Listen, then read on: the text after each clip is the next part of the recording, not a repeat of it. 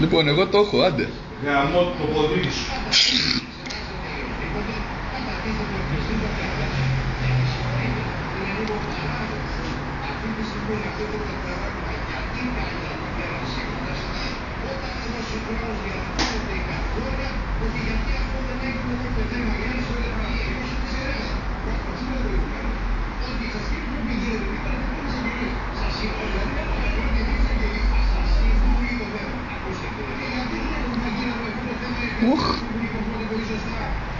Εντάξει, δεν υπάρχει ρε φίλε αυτό.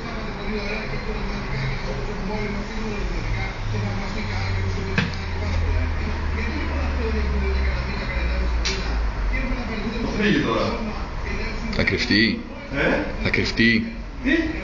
Θα κρυφτεί για να το φάει. Όχι. Εδώ το πάει με τη μία. Είδες. Strike το λένε, έτσι. Στο χτύπησε, είδες.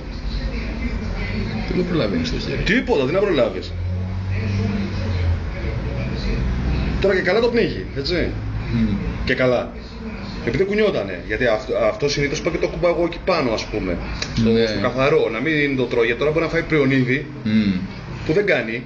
Αλλά τώρα το πνίξει θα το φάει, θα το φέρει από εδώ, θα το φέρει από εκεί, θα το φάει. Θα κάνει ώρα ρε εσύ. Πόση ώρα θα γράψεις.